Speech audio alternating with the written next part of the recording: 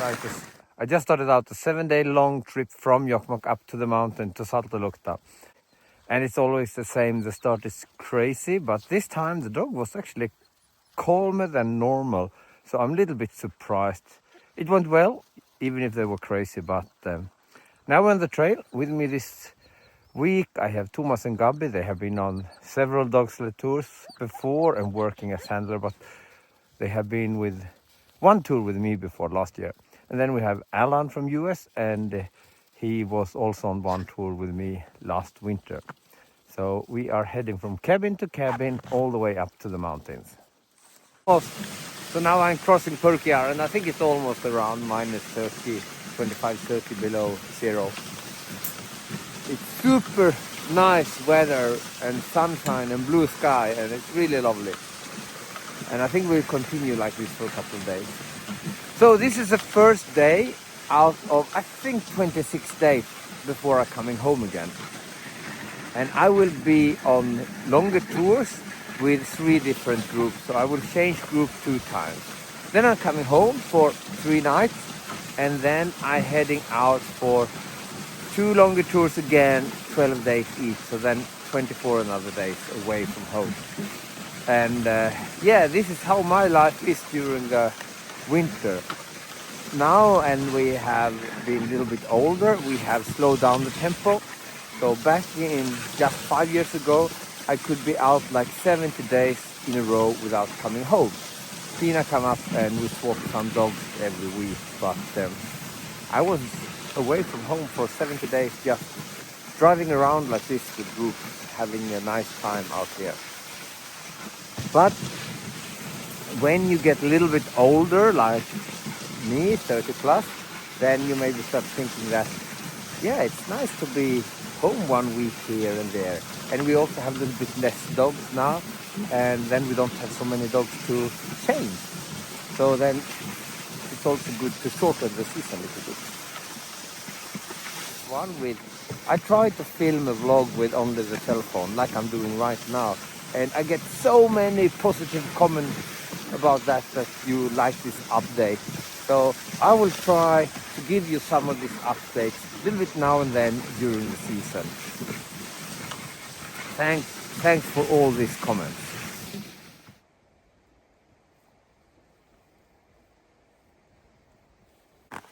So now we're down by the Pearl River, and here we're going to have lunch. Croque monsieur and coffee and cinnamon buns. The dog seems to be relaxed, so really good. Now we finished our lunch and we left the Pearl River. We have reached the Norviar Lake, and we are using the old snowmobile trail right here, because on the new one there was reindeer. So when we talked with the reindeer herder, they asked us if we could go around.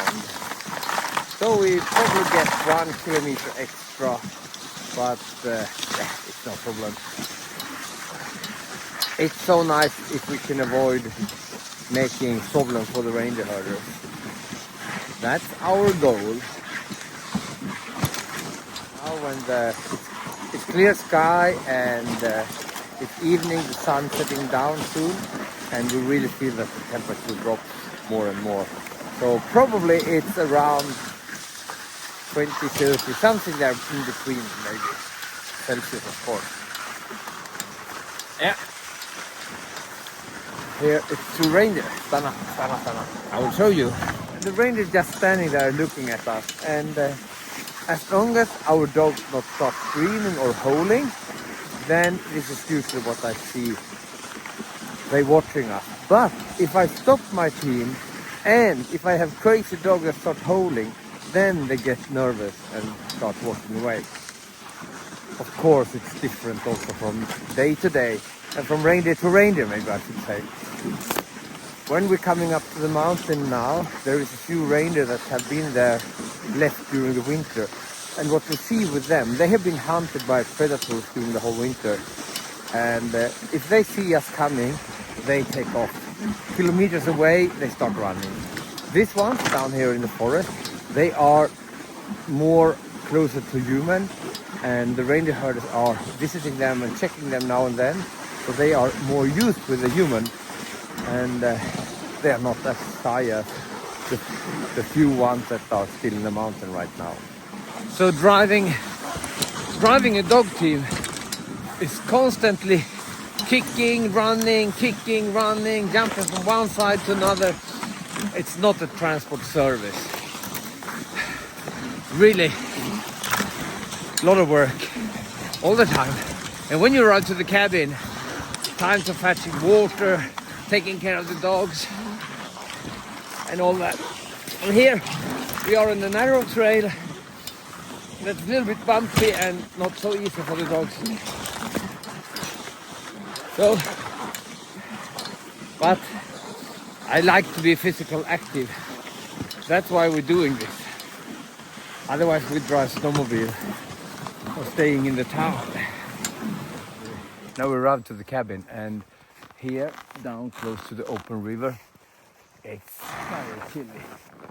And you can see the fog rising above the river and above the lake. It's probably 5-10 degrees lower temperature than up on the trail. But it's really beautiful. I want it to be a little bit warmer, not for me, but mostly for the dogs. So, but later in the week it will be warmer, so it's fine. Janis is one of our new dogs. We got her before Christmas, and this is her first overnight tour, and so far she's doing fine. She's so beautiful, and she's a pure Siberian Husky, and they shouldn't have these floppy ears, but Janis have floppy ears. It's a lot of things you shouldn't have, but you still have. But she's very Arctic type of Siberian Husky, and yeah, we like her a lot, very, very much. Now we have fresh water in this open creek, and it's very, very beautiful here, but very, very cold also. We keep the fire going in the stove in the cabin, and we try to make it as warm as possible now, as quick as possible. Now we want a warm cabin, and we want some tea and coffee, and preparing dog food water. That was a great first day. We have done 35 kilometers plus, and we have had northern light, we have had dinner, we have feeding the dogs, but now the temperature is dropping and it's really bitey in the nose, so I think it's below 20 minus 22, minus 30 Celsius. And it's a little bit problem to get really warm in the cabin. We fire and fire and fire, but yeah, it's a cold cabin. Anyway, we have good sleeping bags, and now I'm looking forward to enter my sleeping bag, and then I will start editing this video. But see you tomorrow. I'll continue this video tomorrow. See you then.